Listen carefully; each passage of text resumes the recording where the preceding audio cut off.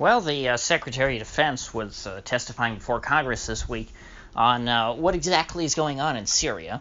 Now, of course, you folks may remember that quite a few years ago, Congress voted on whether or not to authorize a war in Syria, and they voted no on that. Obama went ahead and launched a war anyway. Of course, it was kind of a secretive war, but now it's all out in the public, and Trump has continued that in a more public sense, despite running on the idea of getting out of Syria and then announcing many times that Trump, would take the troops out of Syria. Finally, he said, okay, we're getting out, we're leaving, and then the media got so bad and they said, oh my God, the Kurds. You probably remember all that drama. And then after all that crying about how, oh my God, Trump is pulling out of Syria, it's the end of the world, America is abandoning our allies and all this, they forgot about it in a week because it turns out Trump didn't actually even pull the troops out of Syria. He moved them to a different part of Syria. And they've just been sitting there since then. So what did Mark Esper have to say about what exactly is going on and why this withdrawal was stopped, seemingly? It seems like they were leaving on their way out of Syria, and they just decided to set up camp along the road to Iraq. And now they're just camping out inside Syria for some reason. Well, Esper says, oh, well, we're still fighting ISIS, you see. It's very important. Remember the ISIS, those guys that we, the United States, created? The group that we funded to try and overthrow Assad, the Salafist Principality, as they were called before they were created, when the idea was just being floated around in the intelligence community. The Salafist Principality in eastern Syria. Well, now I guess the United States doesn't like them anymore. They're on the naughty list. So the Defense Department and their various different agencies and things, the Army mainly, I'd imagine since this is a ground war, are set up and supposedly fighting them now in eastern Syria. Now, where is ISIS? Their leader's dead. Where do they have any power? What's their territory? Really nothing.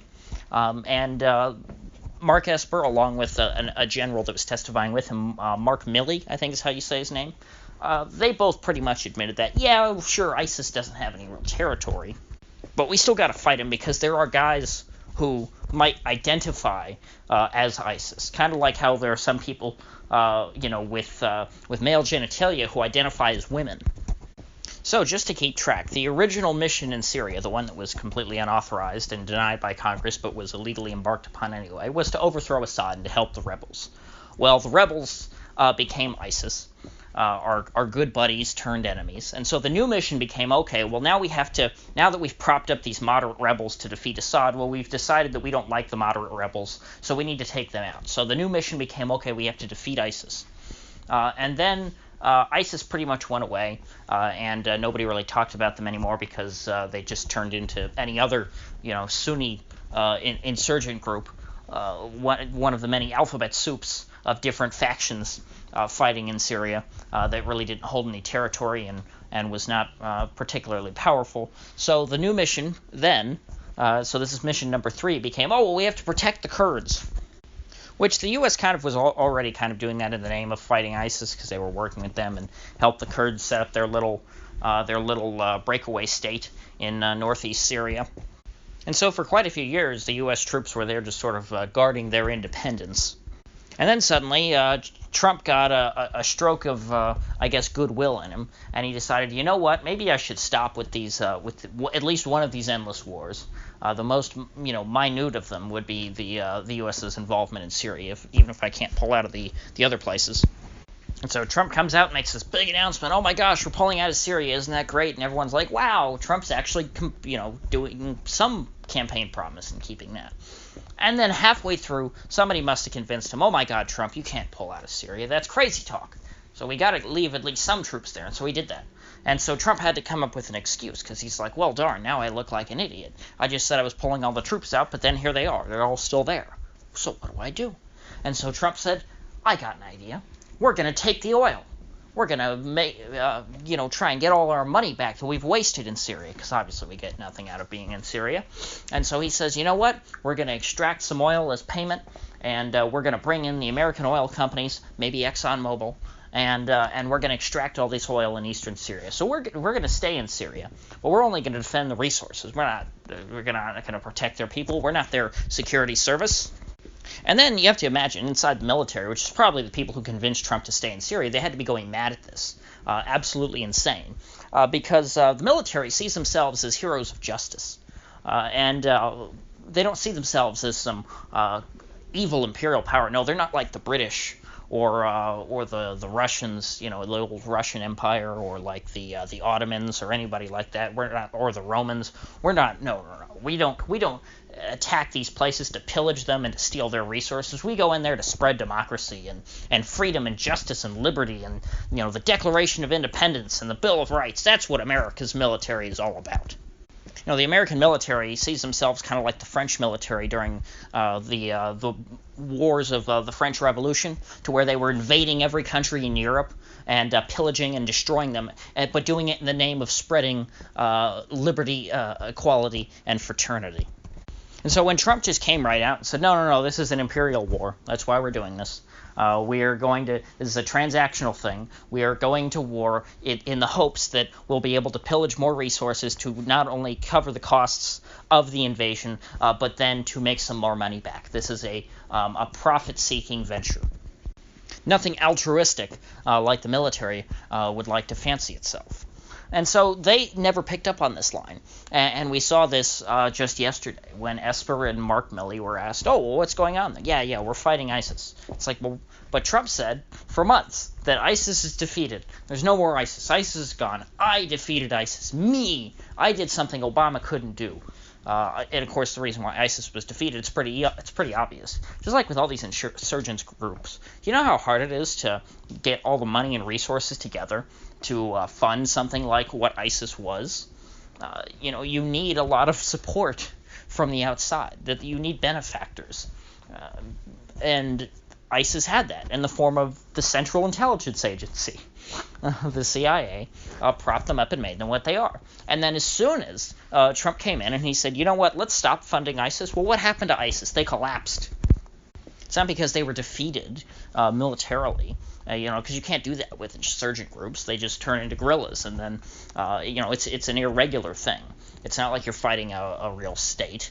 Even though ISIS called itself a state, it still could have very easily just gone back to being an insurgent group. The reason why it is pretty much gone now is because they lost their resources.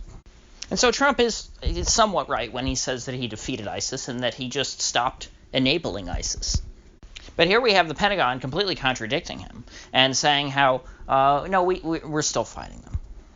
And so my take is that this is absolutely nonsense, that this is just them trying to come up with anything, and they're kind of run out of good ideas. They just don't want to say that they're there for the oil. Now, do I think that the U.S. is really going to take the oil? No, I think that both of them are lying. I'm not exactly sure why. I think because this is a matter of conflicting interests, and that the military wants to be in Syria just for the sake of being there. Because once the U.S. military sets foot in a country, they tend not to leave. They want to establish a base, and they want to be there forever. Just look at Germany. Is there really a threat or is there really any good reason why there are U.S. troops in Germany today? Absolutely none. Why are they there? Well, because U.S. troops have been in Germany since 1945, and once U.S. troops invade a country, they never leave.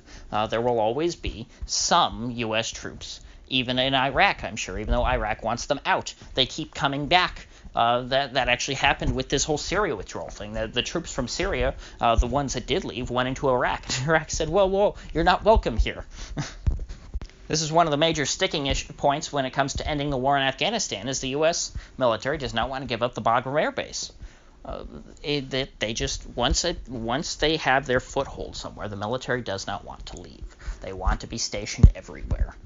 And so I think this whole Syria garbage and all these lies are just rooted in that. And I think that they just don't have a good way of saying that we just want to be everywhere forever, and that we never want the troops to come home from anywhere. We just want to keep sending more troops abroad and into more and more places and more countries until we have a presence everywhere.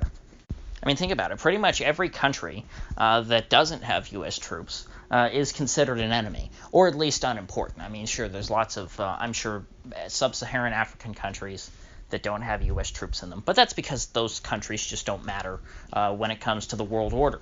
The only country that really cares about them right now is China. And I'm surprised that the U.S., because of that, hasn't been trying to get more involved in sub-Saharan Africa. But perhaps that's a topic for another day. So now something interesting that the Secretary of Defense and this general admitted is that, well, when we say ISIS, we don't really mean the organization, because obviously the organization doesn't exist anymore. They're pretty much totally defeated. They admitted that there is no big ISIS threat. There's no actual, like, ISIS walking, group going around beheading people and trying to set up their caliphate again. That's not going on. What they said, though, is that, well, when we say ISIS, we're talking about an ideology. So these people are trying to fight ideas. They're trying to fight a war, a literal war against ideas. Let me tell you something. You're not going to win that. And Esper even kind of said that. Well, it's kind of tough. That's why we can't say, because he was saying, oh, well, we'll be there for years and years and years, forever, basically, is what he's saying. Well, because we have to fight against their ideology. And so what he's saying is that, well, every time we hear any Sunni yell, Allahu Akbar, we're going to have to kill them. And only the U.S. can accomplish this. No one else in the world could be in this small area of eastern Syria and prevent ISIS from coming back. Because if we're not there in this small part of eastern Syria, well, then what's going to happen is ISIS is going to come right back because these ideas exist. And then what's going to happen is they're going to take over the world. It's going to be Hitler revisited. So that's why Mark Milley says that we have to stay. In order to stop ISIS from ever coming back. We have to just be the policeman here, quite literally, of the entire world, to make sure that nobody has bad ideas. That's the level that we're at right now. The standard for U.S. intervention now is that, well, if some people have bad ideas that we think are mean and evil, well then, we got to intervene. And so that's why there's no hope of bringing the troops home from anywhere until there's a total and complete financial collapse of the American government, and they just run out of money. So until then, I'm still going to be talking a lot about all the excuses for why the military and the government keeps all these wars going in all these different countries. So until then, if you gained anything of value out of this video, I'd appreciate it if you click that like button and share this video. And if you haven't already, please do subscribe, because I do upload every day and I'd hate to have you miss one. So I'll see you folks back here tomorrow.